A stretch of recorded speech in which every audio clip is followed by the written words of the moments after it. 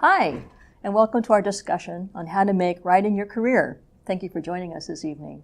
My name is Liz McDonough, and I'm the director of the Writing and Editing programs here at UC Berkeley Extension.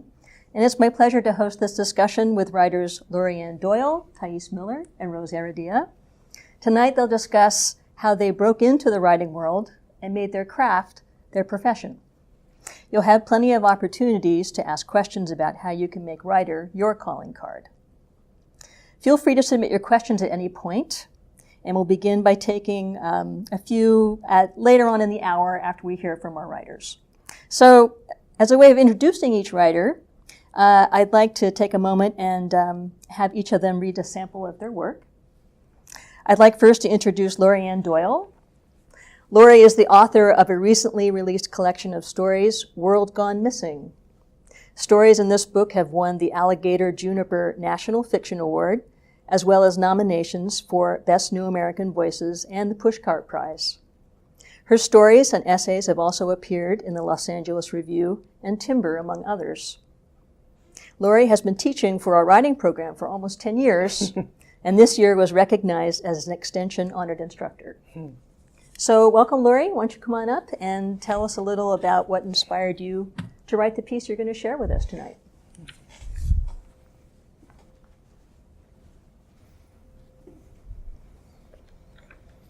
Well, thank you very much, Liz. I really appreciated that. I'm going to read from my new book, World Gone Missing, and I'm going to read a flash piece, and the reason I picked it was because it's really fun to read a whole story in 3 to 4 minutes, and so that's what I will do. The story is called Next Door, and you're going to hear the whole thing. She walked into the kitchen, crumpled to her knees, and died, her daughter said. Our houses have stood side by side for more than a century. The walls are so close I can reach out and almost touch her windowsill. We share a narrow driveway. Standing at the kitchen sink for the first time 16 years ago, I saw the face of the woman next door appear at her window in our mutual slice of morning sun. She was plucking out chin hairs. From upstairs, I watched her reposition pots of white cyclamen on her front porch, sop up rainwater with thick towels. At 10 every night, the bedroom light switched off. At 6 in the morning, the toilet flushed. Her name was Esther. She was tall and thin and wore hats, big beige bowls for gardening, tightly woven black straw for opera and church. If I stopped to say hello, she would complain that the weeds from our side had spread, that maple leaves were littering her front yard, her blue river stone and moss, grass-free front yard. The wrought iron fence surrounding it rose to sharp black points. My husband put in this fence, you know, she had told me more than once. My husband, you know, was the chief of staff at the hospital before he passed. So if you ever need medical attention, let me know. I took to parking our car on her side just so we'd have something else to talk about. 3 years ago, Esther phoned out of the blue. You like martinis? Because if you've got the olives, I've got the Bombay. My husband and I drank blue sapphires and watched the A's game on Esther's new 24-inch TV. Big, she bragged. Her house smelled like cat litter and cough syrup. That was fun, she said, afterward as we stood out on the porch. But bring a light bulb next time, would you? I could use an extra. We laughed, but there was urgency in her voice, as if she wanted to make certain that we would be back, and soon. When our son was born, she gave him a silver cup with his name engraved across it. Every boy needs one, she said, with no further explanation. 6 months ago, I suddenly saw hands in Esther's bedroom window, pale arms reaching, but no heads. Cars I didn't recognize parked in our driveway. A sister, one neighbor said. Then a nurse, another nurse. Doors slammed. The toilet flushed at all hours. The last time I saw Esther, she stood inside her black fence. "Hello, shoes," she said as I walked closer. She had piled stones in the corner of her front yard, only half burying the yellow-flowered sour grass that had sprung up. Her face was so wrinkled it looked scarred. When she asked me when her birthday was, I made something up. She smiled, waving to my feet as I left. 2 days after Esther died, a different daughter came to clean out the house. A son rode up in a white motorcycle, put the cat in a crate, and drove off. I watched cardboard boxes being carried down the steps, handmade pottery,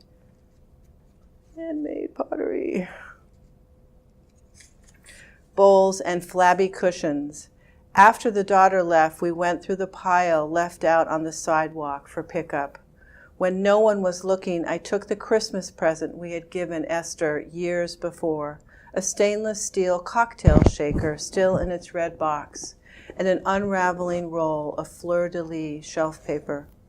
2 weeks ago, a couple with a baby due next month moved in.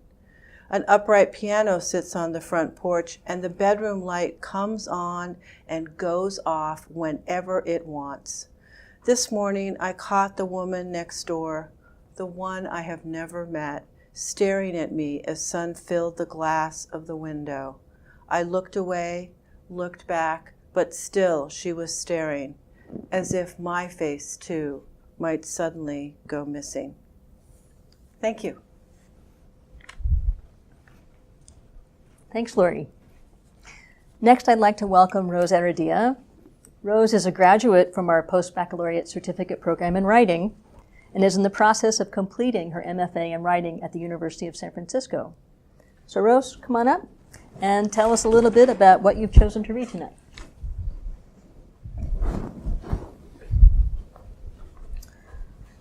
So I'm reading from my novel in progress. It's part of my thesis, like my final project of the whole program. And it's called Los Sures, and this is somewhere in the middle. It's a flashback.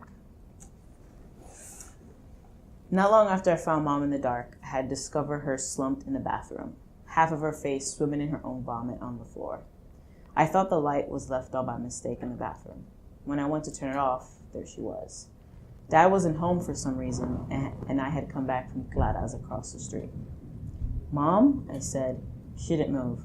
I touched her neck, just like they do in the movies, for a pulse. She was still breathing, but shallow. I propped her up in the toilet seat with difficulty. I made sure she was leaning against the adjacent wall so she wouldn't slide or fall off.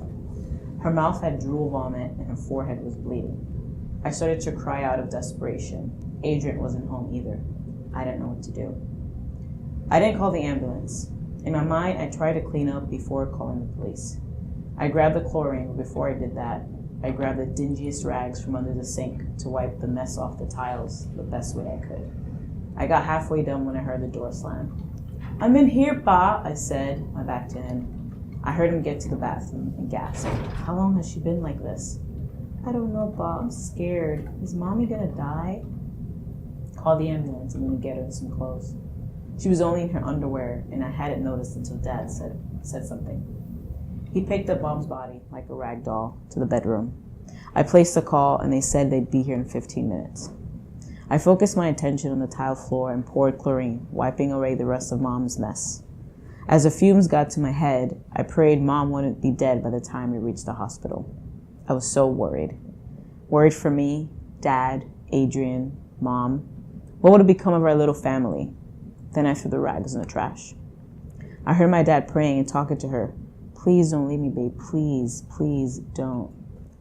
"Mommy," I said when I walked into the room. Still paralyzed from seeing Mom, all I can do was see if she heard me. "Grab a jacket so we can be ready," Dad said. We heard the doorbell buzz, and I let the paramedics in. They placed Mom on a stretcher and rolled her out into the van. We sat in the back, Dad's hands intertwined with Mom's, as they put tubes in her body and an oxygen mask. Dad's eyes were closed, and I knew he was praying. I laid my head on Dad's shoulders and closed my eyes. The sterile smell of rubbing alcohol made me wince. My body moved with every jolt when the ambulance waited for traffic to clear. When we arrived, they took my mother to the emergency room and advised us to stay in the waiting area. While we did, Dad called the house to see if Adrian was home. He picked up, confused why we weren't home, and said he'd find a way to get to the hospital with our uncle's help. I clutched Dad's hands as we awaited any word from Mom's doctor. Adrian arrived 20 minutes later with Dad's brother, Jose. Adrian hugged us both. His normally combed hair was disheveled from his hoodie, his eyes bugged out. Jose hugged us too and said he'd wait with us if we needed a ride home. Dad appreciated his concern but told him if we needed him, he would call him. Is she going to be okay? What happened? Adrian said. She's sick, Dad said, but didn't say any more than that. She was unwell, more than physically sick. An hour went by and we heard nothing. We sat in the half-empty emergency room with the wrinkled old magazines. We each took turns pacing and walking around in circles in that room. Dad gave me a few dollars to get snacks from the vending machines. I bought some Frito-Lays and Ames chocolate chip cookies. My stomach didn't want to ingest anything because of the incessant pit growing in my belly. I should have been home. I should have called the ambulance earlier. I couldn't stop pacing the room. When I offered him cookies in the waiting area, Adrian declined. His head was bowed down, staring at the floor. Dad tried to distract himself with whatever was on the TV screen. The only thing on was a rerun of Judge Judy and then the nightly news. I ate some chips mindlessly, praying for Mom to be okay. Hoping today wasn't the day Adrian and I would be motherless and Dad an early widower. A half hour later, a doctor with silver hair and golden glasses called out Mom's name. The doctor told us they pumped her stomach, so all the alcohol was out of her system. With rest and healthy meals, she would be able to resume normal activity. She shouldn't drink any alcohol ever again.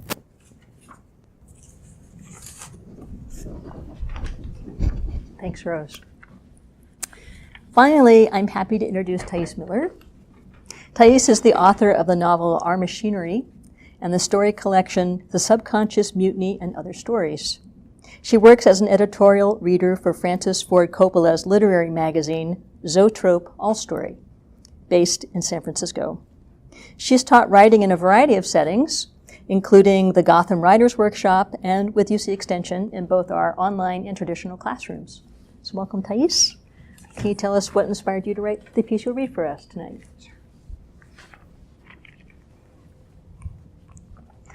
I'm going to be reading from the beginning of a short story that was originally published in the Tishman Review. I actually came up with the idea for this story during my honeymoon in Venice.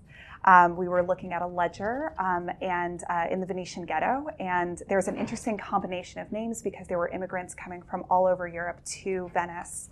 And so I hope you enjoy this short story. It's called Gates, Canals, and Veins. Filippo Rosenthal has two major duties during the 10 days of awe, and he is late for the first. As he sprints 2 steps at a time up the stairs to the synagogue sanctuary, the light from the windows dims. The sky turns as pink as his cheeks. He pants louder than the wood creaking under his boots. Only one more flight of stairs left. Men argue in Italian upstairs. He hasn't been here in months. What makes you think he'll show up now? Sweat drips down Filippo's temples, along the dark, curling hairs of his beard, trimmed minutes ago by a patient, a Jewish barber who insisted that Filippo stay for a haircut because he could not afford to pay him otherwise. Filippo's cloth satchel whips his back. Both of his duties, he has learned, are burdens disguised as honors. When he enters the sanctuary, his eyes adjust to the darkness. Though the windows are shuttered at the opposite end of the room, strips of light break through the slats. Near the ark, 50 male congregants face him. They stand, leaning against the cherrywood desks and walls of the sanctuary. The youngest has just become a bar mitzvah. The eldest is propped up with 2 canes. The old man beats one of his canes on the ground. Look who finally decided to join us. Some men laugh, pushing away from the ornately carved wall panels. Others continue their conversations, turning towards the panels as though Filippo is invisible. They have not removed their red hats and travel capes as though they expected him not to make it in the first place. They look like a flock of the red-headed ducks that swim in the canals. Some seem ready to pounce on their prey. Filippo's closest friend, Rabbi David Gabai, is the only one who has removed his cloak and red cap to expose his kippah and talit. The fringes of his prayer shawl spill over his breeches, which are wide at the thigh and taper to the knee. Per favore, David says to the men, he is here now. The men stop talking and stare at the newcomer. Filippo feels like an outcast, and the 10 days of awe, the days connecting Rosh Hashanah to Yom Kippur, is a time of extra scrutiny. Sins, even accidental, must be acknowledged and rectified before the final day of Yom Kippur, or Filippo risks having his name erased from the book of life and faces an even more difficult year ahead. And this new year, 5385, or as the Venetians call it, the year of our Lord, 1624, Filippo has vowed to live up to all of his promises. In return, his performance in all tasks shall be judged. Shall we begin? David motions for the crowd to put down their belongings. The congregants remove their travel cloaks, placing them on the first row of wooden desks on either side of the sanctuary. Like other Italians, most of their jackets have puffed sleeves worn over doublets, but unlike other Italians, they must wear red capes to identify that they are Jewish. The government has ordained this for over 100 years. Only Filippo wears a black cap to denote his profession in medicine. As the men remove their caps, they reveal their diverse kippot, small and large, round and square, leather and linen. No two look alike. Without removing his cloak or black cap, Filippo walks directly to the 5 shuttered windows of the synagogue. He starts from the left, pushing each window open and propping it with a wooden stick until the canal is visible far below and a breeze flows into the room. Senior Rabbi Simone Luzzatto approaches Filippo. So, this is David's friend. Thank you for assisting us with this ceremony and opening the gates to prayer. Filippo shakes his lined hands. Rabbi Luzzatto has reached and surpassed the holy age of 40. He can study all the mystical texts. There is something piercing about his demeanor, as though he knows every secret and false vow hidden away during these 10 days of awe. Filippo opens his satchel, revealing 3 loaves of stale, round challah that his mother baked earlier in the week. Rabbi Luzzatto gives the blessing for the tashlich ceremony. The congregants push forward, each grabbing a fistful of bread until Filippo's hands are empty. Rabbi Luzzatto puts his hand on the shoulder of a teenager in the crowd. This bread, he explains, symbolizes our sins over the past year. By throwing this bread into the water flowing through the canal, we will dispel our sins and beg God's forgiveness. David throws the first piece of challah into the canal. The other men crowd around the windows, throwing out the bread like confetti. From 4 stories below, men howl, "Watch it! Kazo! Stop that!" Filippo looks out the window. Black gondolas in the canal surround the synagogue. Their plush seats, upholstered with ornate silk, are covered in pieces of bread. The gondoliers wave their fists in the air at the congregants and yell, "Morta Cristo!" "Hey, doctor," yells one of the gondoliers, noticing Filippo's black cap. He takes out a knife, points it towards the window, and stabs the air. "I got a piece in my eye. You better come down here and fix it." The man laughs, and his peas cod makes him look like a giant fish swimming in the lagoon. The man paddles on. Filippo feels David's hand on his back and turns around. "This is nothing," David says. He lived with the Ottomans before coming to Venice, and though he is 27, the same age as Filippo, the dark skin on his cheeks and hands appears far more wrinkled from the scars of cuts and lashes he received as a child during an attack. "Are you worried?" Filippo shakes his head, trying to appear braver than he is. David smiles and gathers the congregants together. "Have a nice meal at home and please hurry back so that we can begin our prayers for Shabbat." A few men groan. Filippo's tardiness has left them little time. Thank you. Thanks, Thais, and thanks all of you for sharing your work. That's such a treat. So why don't we jump into the conversation? It seems as though there are many different ways for people to come to writing, and I was hoping maybe each of you could talk about what brought you to writing, and when it was you knew that you wanted writing to be the main focus of your life. Laurie, you want to start us off? Sure, I'd be glad to. I think it boils down to a book, a conversation, and a program. So it wasn't just one single moment that I had this cataclysmic kind of thought. It was more that I had the calling my whole life, and then I finally yielded to it. So the book was The Moons of Jupiter by Alice Munro. A friend of mine gave it to me and said, "You've really got to read this book of short stories," and I was just completely swept away. I was just completely entranced. And so I started picking up short stories everywhere, and I read, James Baldwin and Grace Paley and Ernest Hemingway. I love Ernest Hemingway. Don't like the man too much, but love his work. Love short stories. I mean, I actually love his short stories more than I love his novels. So I just was avidly reading short stories all the time, and then I thought, well, maybe I could write a few, and I kind of tried, and I failed.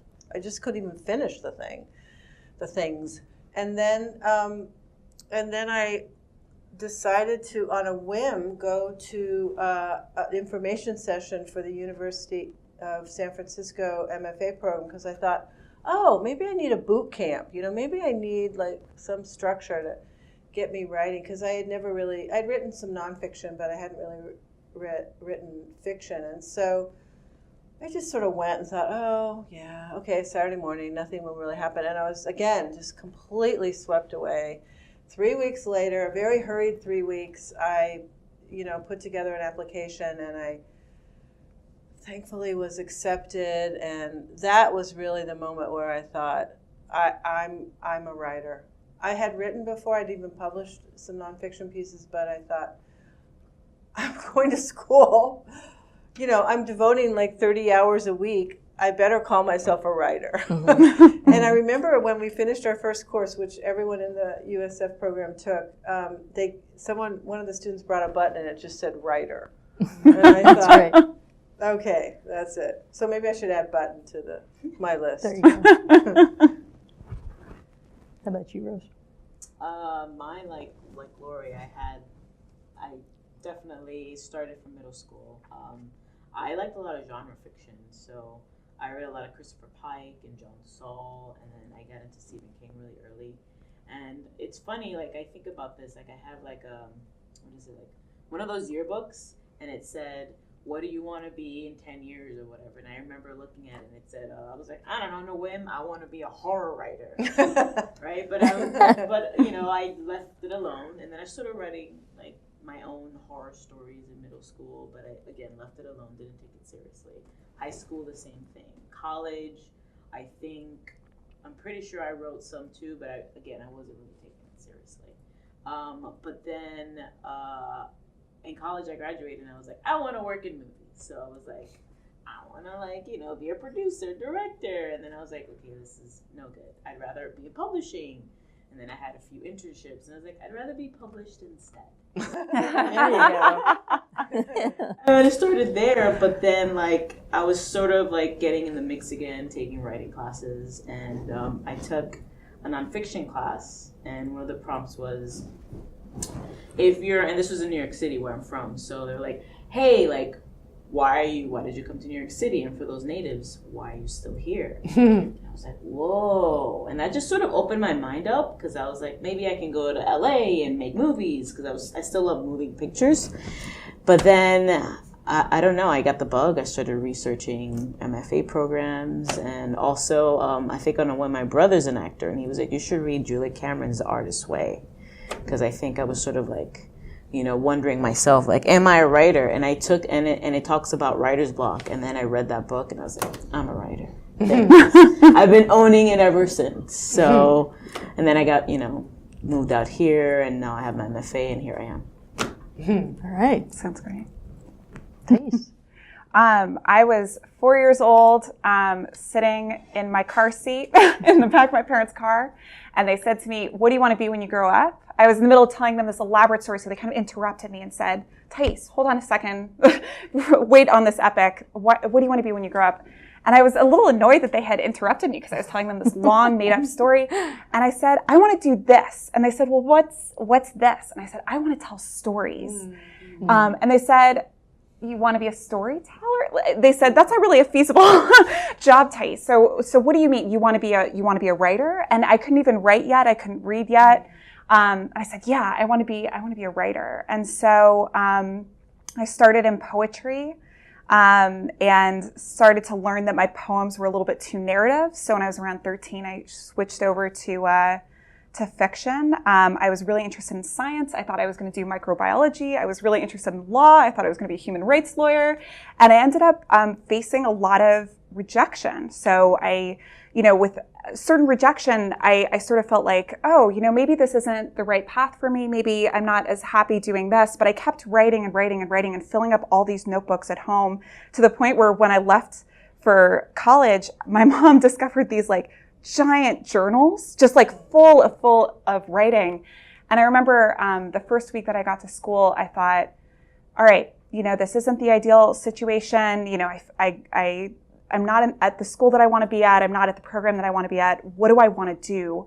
And I just thought, I got to go back to writing. That's what I was always doing. I just got to keep writing. And so that first year I had my first publication. I was 18. It was a poem. And then the year after that, I had first novel published. And then the year after that, I had my first collection published. And so it just kind of went from there. I just love it. So it's interesting, a lot of common themes, sort of exploration, but also persistence, right? I mean, it wasn't like, oh, boom, it's happening. Maybe you guys could address what your biggest challenges have been to get to this point. Rose, you want to tackle that one? Man. Challenges. I mean, I guess money. Right? Like, hey, this is my passion, but how am I going to make money? How do I get started? What, is someone going to help me? Sort of having the resources and then Googling how to be a writer, right? It's so many websites come on.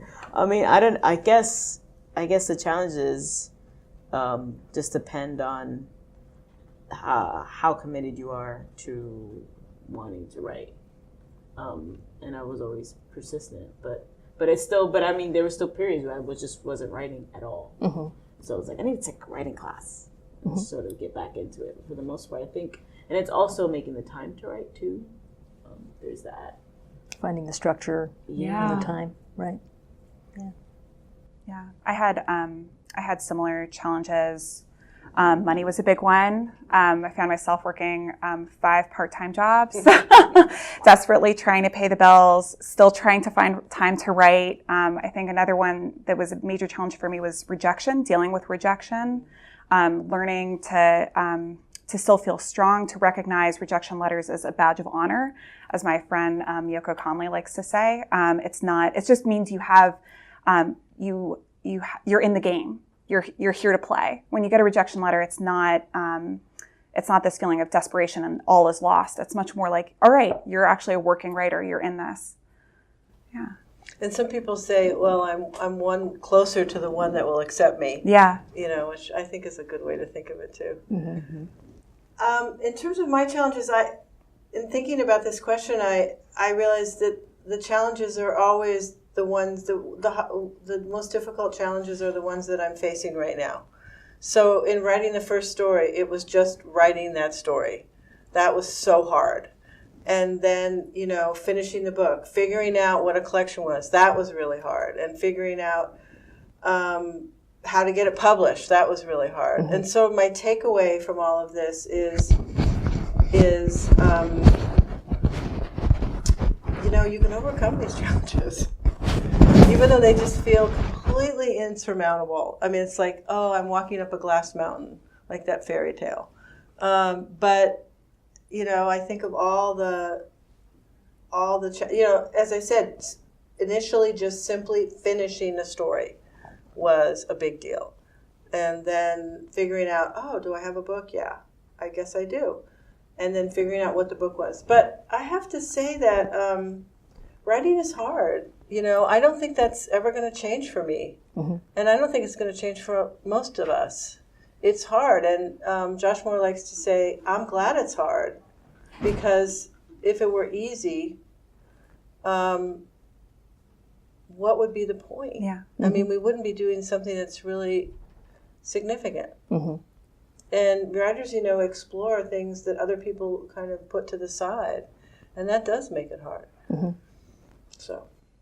Yeah, I mean, one question that I also wanted to ask you guys, and we've kind of touched on this, is, what advice you would give someone who wants to jump off and try this, but they're worried about supporting themselves financially, or they're worried that their writing just isn't quite up to par, So do you have any thoughts or tips on that? I mean, I'm hearing, just keep working. Rose, you said you took a class. Tace, I forget, the specific strategies you use, but any thoughts on that? Read.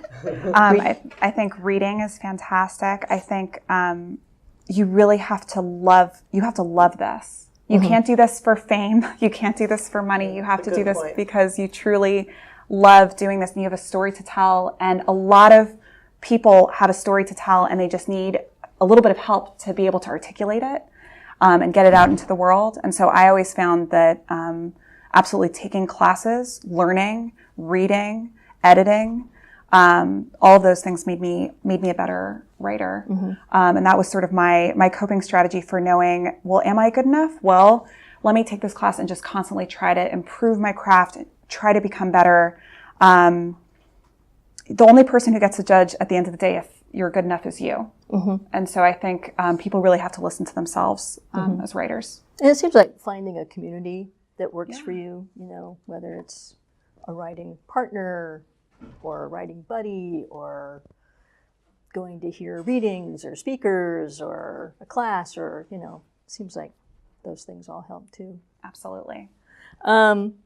So can I just weigh in on that? Sure. I feel that, I was listening, I read an article this morning by Laurie Kilmartin, who's a comic who started out in San Francisco, and she was actually talking about the difficulty that female comedians have, with sexual harassment. Mm-hmm. But I was thinking, wow, there's all these people out there who are trying to be comedians, and yet they figure it out financially.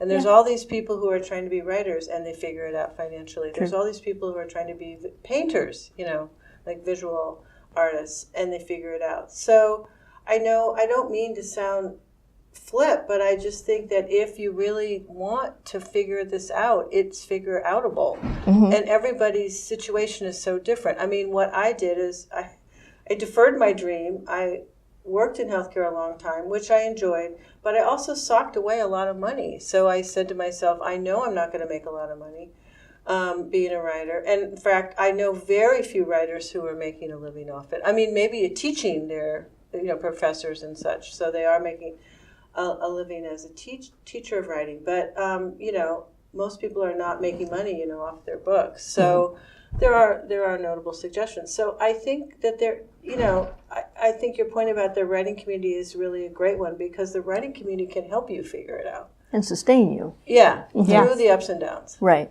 Which are there. Yeah, absolutely. So the dreaded blank screen or blank piece of paper. Or blank mind. Blank mind.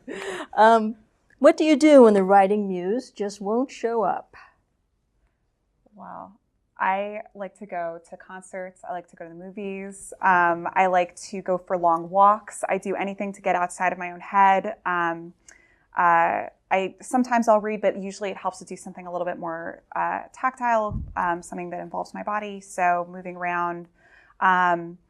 I try not to force it. I think that's the most important thing is if it's not coming, I do not force it out. I just try to give myself some space, get outside my head, see the external world and everything that it has to offer. A lot of writing is just observation, so sometimes just getting exposed to different things in the outside world can really be helpful. And I don't call it writer's block. That's the other thing. I hate that word. I never call it that word. It's a scary term. Oh, I hate it. I don't like it. I don't like that word. It's so negative. Yeah. How about you guys? How about I you, think Rose? for me, I read or I free write, Mm-hmm. depending on what I'm writing. So talk about that a little. How do you do the free writes? Right. So like this is a really neat thing I started first semester of grad school. We read East of Eden, and then we read Journal of a Novel, which was like, Busby. Yeah. We went to the same program at different times. That's a great course. I love that course. Yeah.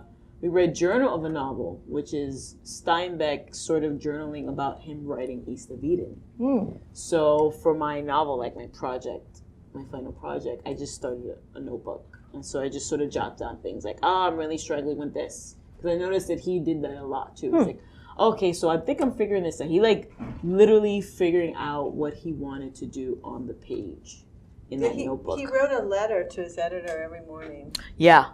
And included some of his fears and desires for what was coming up, and also just news, of his family. And yeah. Really amazing. It was just so, I was like, really poignant, yeah. Mm-hmm. I'm going to do this for everything. So when I go in there, I look, whoa, this is how much has changed. So Yeah. I find that journaling helps me a lot. Like, I'm struggling with this, or even just regular journaling. I'll just start writing about I'm like, okay, I'm going to stop journaling. I should just get to the page. Mm-hmm. And I watch movies too. I watch movies because I'm like, let's watch another kind of storytelling. Mm-hmm. And then I'm like, oh. Right. Yeah, and that struggle is sort of part of it, right? There's this sort of myth that, you sit down and out it comes, but... Those times are good when the music strikes. But yeah, I think for me, I work anyway. I mean, I don't How do you force do that? myself. Well, first of all, I'll read something I really love. I love so many kinds of writing that it's not hard. So I'll just start off by reading something I just find inspiring. Mm-hmm. And there's a part of me that's like, well, if he or she can do it, so can I. So that's good. And then I don't know. I find that if I sit down and have a piece of paper and have a pen, not on the typewriter, not on the keyboard, but for me, the tactile kind of feeling of the pen in my hand and writing words across the page, usually something comes, and sometimes it's really great. Often it's kind of pre-work, it's pre-writing. I may not use it the next day, I may, get rid of it, but it's taken me a little farther down the road. Mm-hmm. And something else I do, which is kind of cool, that has worked really a lot for me, is the night before, like say I'm struggling with a scene. It's like, well, what's going on with this scene? What does this character want? It feels so flat. And then I'll devise a question, what does Lena want here? Or why is she attracted to Dennis? Why is Dennis attracted to her? I'm talking about a specific story called Here I Am in the book. And I'll just put a question in my mind as I'm going to sleep, and then when I wake up, often I have an answer. It's pretty great. Something floats up from the deep unconscious. Thank goodness. Do you guys all have a daily writing practice? I know there's a lot of discussion of that, just the importance of establishing a writing practice, no matter what it is. But do the three of you have that, and could you share that with us, if you have it? Well, I tell students that it's important to write regularly, and you define what regular is. Because some people are like, 3 weeks, I'm binge writing, and then 3 weeks I take off. Some people are, I'm a little bit more like getting on the bike every day, forming a habit. That's me. So, I have my writing time between roughly 9 and 12 or 9 and 1. But I have to tell you, since the book has been out and I'm reading it in different places, I'm not writing, and I really, really miss it. Mm-hmm. I guess I don't miss it enough to do it. But it does take a certain amount of energy, but it's like that whole part of me, that whole deep exploration of things that are important to me is missing. It's missing. Maybe you should write about reading. Yeah. Doing the readings. Yeah. Well, I've written some craft essays. I have written. I mean, and I've written some interviews. People asked me to respond to questions, and I wrote an essay on setting. But But that kind of fiction, the fiction writing, you know, where you're talking about things that most people, you know, you're exploring things that a lot of people, as I said, just put to the side. Right. I miss that a lot. So I guess that maybe a takeaway is once you make that habit, it's very hard to break. Yeah. Yeah. How about you, Rose? I don't write. Other than like for school, like I have a full-time job.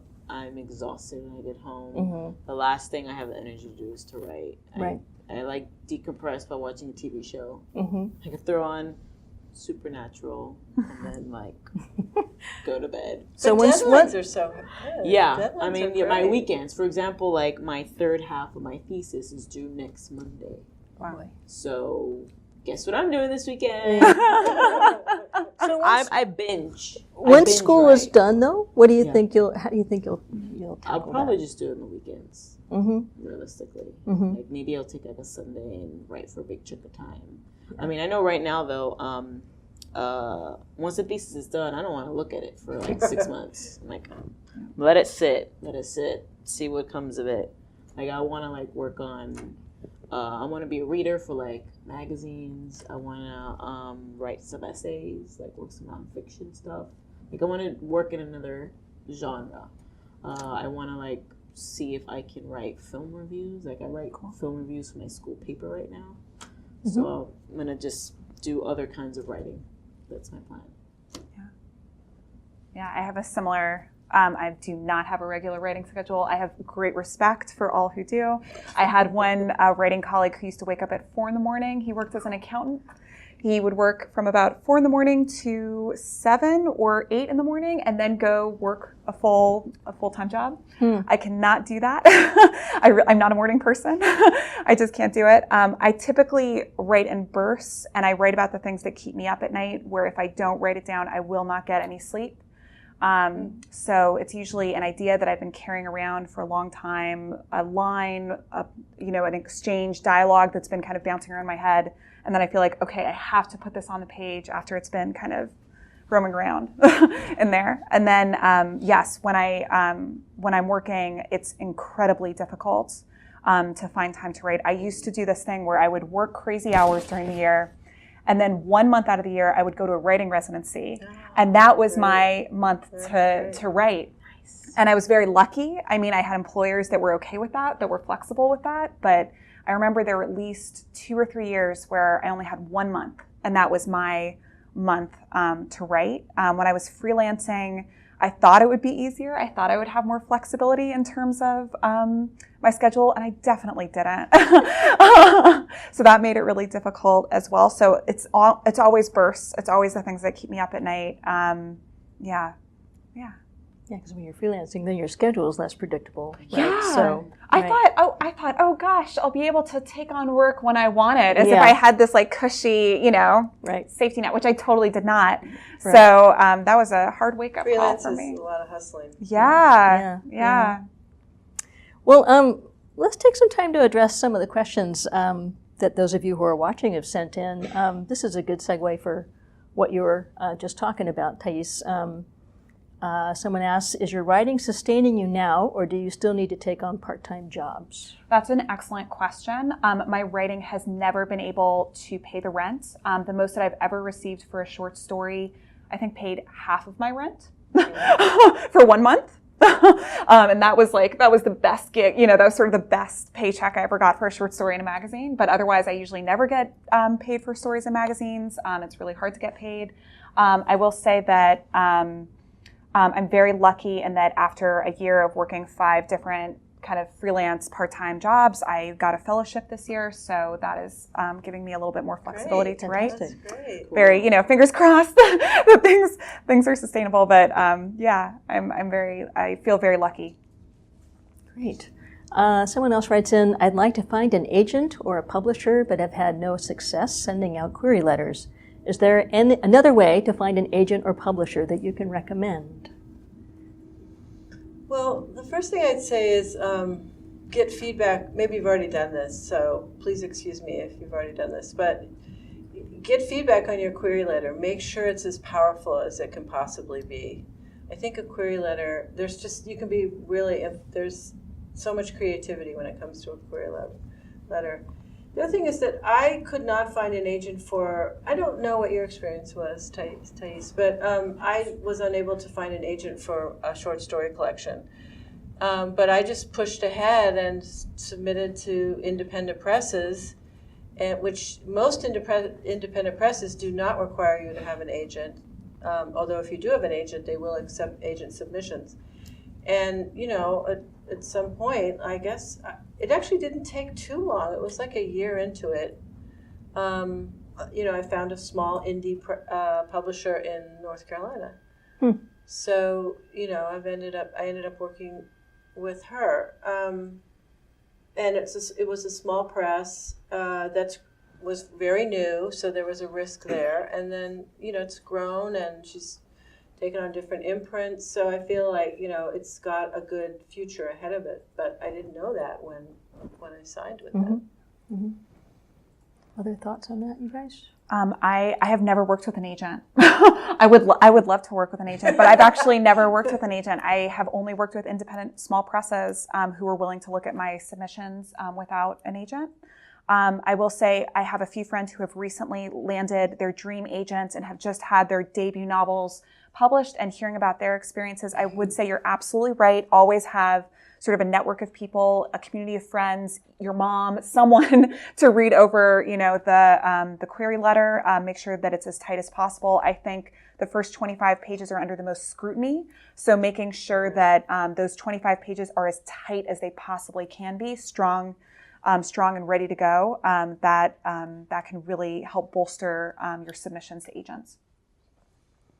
And there are classes actually in how to write a query letter, like true. 2.5-hour classes where you bring your query letter and then you get feedback from, say, an agent on it. Yeah, that's true. Where would you do that? Well, there were some classes at the San Francisco Writers Grotto, but I don't think there are. But just like look short at half-day. Or I think it was 2 hours or 3 hours. It was just a one session thing. So there was a question about how you break into publishing as a new writer, and you guys kind of tapped into that. Other thoughts about how you approach publications or magazines or? I think it depends on the kind of writer the person wants to be, because writing can take you anywhere you want to go, like being a technical writer or like being like an essayist. Or writing for magazines, or being a novel writer. So it just, I think it depends on where the person wants to be, what kind of writer they want to be, and also like paying attention to whatever they're reading. So it's like, if they're reading a lot of magazines, pay attention to those people, ask questions. I don't think that they're going to be like, we're not going to answer your questions. I think asking a lot of questions, they're going to get answers regarding how did you break in. No, just reach out. Just be curious. Don't be afraid to ask questions to whatever industry you're interested in breaking into. And readings helps too, because for like some of those small readings, like I just went to one like 2 weeks ago where this author, it was like her second book that was published, but it was like at a reading series. It's called, the Racket Reading Series at Adobe Books in the Mission. And it was the publication of the paperback version of her hardback novel. And she was just so open. Like, we were just asking her all these questions. Like, how did you get into it? And I was a little bold. I asked her, I was like, so give me a ballpark of how much you got for your advance. And did you get an answer? She did. She was like, all right, low 6 figures. Woo! Right? Wow. Yes. I was like, okay, cool. That's great. So I think going to readings also helps too, because you can talk to the authors and be like, I want to learn, I want to do this. How do I do it? And they're open to And there's a reading. How many readings every night? All the time. All over the Bay Area. Every bookstore. Everywhere. South Bay, North Bay, East Bay. The Bay Area is such a rich area for that. I would recommend that people submit to journals. In fact, UC Extension has a gorgeous journal. That's right. Called Ursa Minor, and in fact, they're looking for submissions right now. You should mention that. So if you've ever been a student at UC Extension, you're eligible to submit your work. And if you go online, is it on Facebook? Is that how you find it? Yeah, Ursa Minor on Facebook. It gives you all the submission guidelines. But the two things I would say is submit in groups of 30. I know you're going to think I'm crazy, but I think you should submit a lot. Yes. So, maybe after you've submitted 100 times, you might feel like the piece needs to get revised, but until then, it's discouraging, but perseverance really pays off. The other thing I'd say to students is aim high. Because sometimes they're shy, particularly initially, and they'll send to, say, a magazine that accepts 80% of their submissions, and that's great. I tell students every publication is a good publication.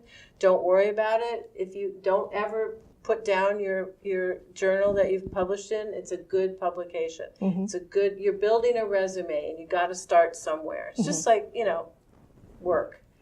But I've had really talented students submit to journals and then get accepted by the journal they really wanted within 2 days because the work was so good. So I said, well, aim high, go to the dream journal first, and then you can always submit to the one that you like, but you're just not completely in love with.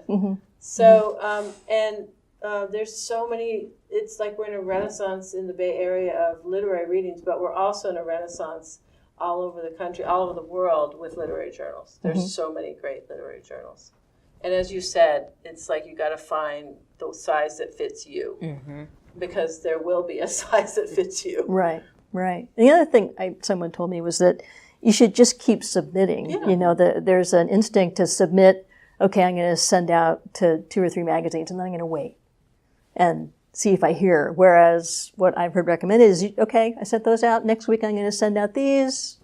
Maybe I'll send the same 3 out to a different set of publications. So just sort of keep the pipeline going. Well, in the old days when we had envelopes, people would say, send off to, say, 5, but have 2 envelopes waiting. And so when you get your rejection letter, you just slip the thing into the next. You slip your submission into the next envelope and you mail it off. And so I always have this sort of sadness when I get a rejection. I never have gotten over that. It stings, but after a day, it's kind of like, okay, well, this is what a writer, this is our life. This comes to the territory. If we can't handle rejection, then unfortunately we can't be writers. It's part of the package.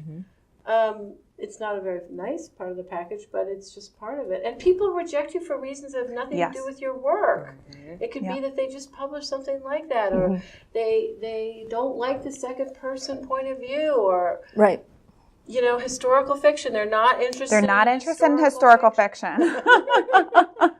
So you try to read the submission guidelines as much as you can. Sometimes there are things that are unavoidable. They'll have a themed issue that you didn't know about, and so they're not going to be accepting work that is not on that theme. I love the idea of having a running queue. I always try to have 10 out. The minute I get a rejection letter, I have to kind of update my spreadsheet, and then you put the next one out. So you always work from the top to the bottom. So your first choices of where you would love to get published at the top, and then you kind of work down the list with each rejection. One thing I will say, having worked with many editors at different magazines, is that I do really believe that you don't want to send out your work too early. I do believe that you should really reread over your work, have someone else look at your work, give you feedback, really edit your work. I would never send out a rough draft of something. Really kind of take the time to consider your work, leave it an extra week. And of course, while things are out and while you're waiting on that one piece for a week, work on other stories. There's no reason why you shouldn't be writing and producing new material while you're also kind of waiting through the publication process. Yeah, that's great. We have a question about, do you think an MFA helps you get into the publishing world? That's an excellent question. And I'll tell you that I think getting a master's in creative writing helps you with many things. It helps you learn how to improve on your craft. It helps you have a writing community. I still keep in touch with people from my master's program. We're constantly sending each other work and giving each other feedback. But did I think it really helped me with the publishing world? Not necessarily, not really. I mean, what helped was having that community and having people that you could talk to, having people call you and say, hey, did you hear about this fellowship? Did you hear about this program? Did you apply to this? Did you apply to that? And just having people you could also commiserate with when things are not working out, who are telling you, just stay in the game, just keep going. And so I think having that community was really, really important for my career as a whole. But in terms of, like the reality of, did the number of publications I had increase suddenly after I got a master's? No, it didn't increase like that. Nobody cares if you have an MFA. They care about the quality of your work. Yeah. And I needed to get an MFA because I needed a boot camp. I needed to, learn it from the ground up, and it was really useful for me. But when students come to me, I just say, you have to decide. It's a big commitment time-wise, it's a big commitment financially, but if it's right for you, it's right for you. But if it's not right for you, fine, move ahead. It's also, you can find a writing community without an MFA. I mean, there's just so many different ways to go. I just don't want people to feel that they have to get an MFA, but if it would serve them, absolutely go ahead. I think it also helps if you do want to teach creative writing. If you really see yourself sort of on that trajectory. It was very nice to be in a formal academic environment to learn how to teach creative writing. That was helpful. Right. Yeah, actually, looks like we have time just for one last question, and it's related to that. It says, what are the advantages to taking a class to help me write or get into a genre? And as a follow-up question to that, I would like to add, taking a class where you're seeing people face-to-face or taking a class online, because there's lots of different ways to take class. So can you guys talk to that a little bit? Sure. I think the advantage of taking the class is you sort of,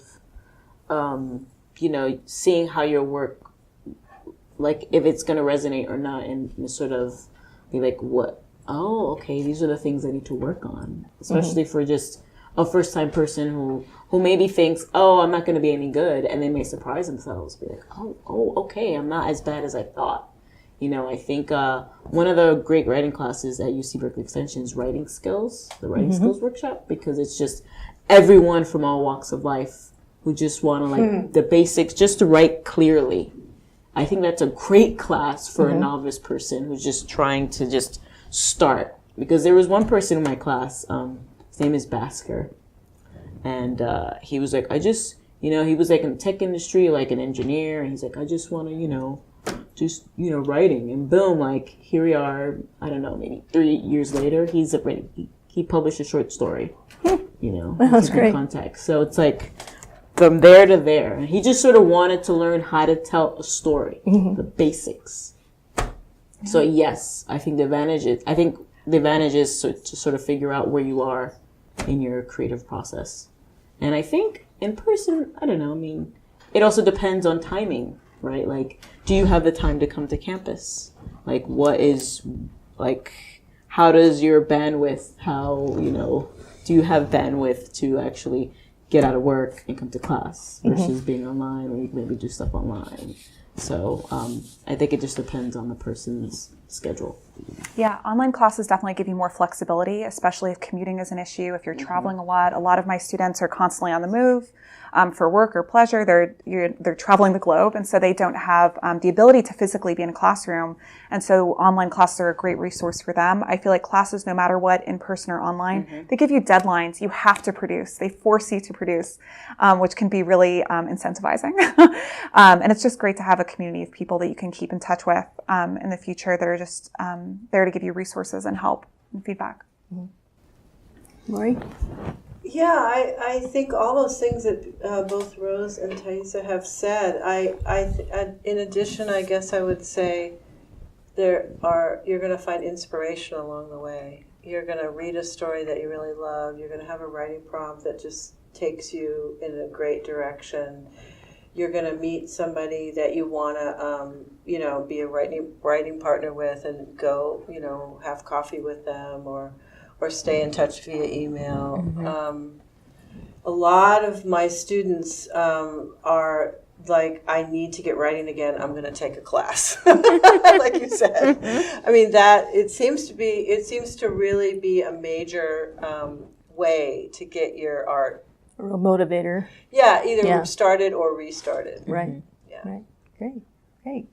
Well, that's all we have time for tonight. I want to thank you all so much for your time and for your thoughts and for reading your work. And thank all of you for joining us this evening. If you have any follow-up questions, please feel free to contact Extension's writing program at extension-letters@berkeley.edu. And you can also find out more about our classes and our certificate programs by going to our website at extension.berkeley.edu. Thanks a lot and good night.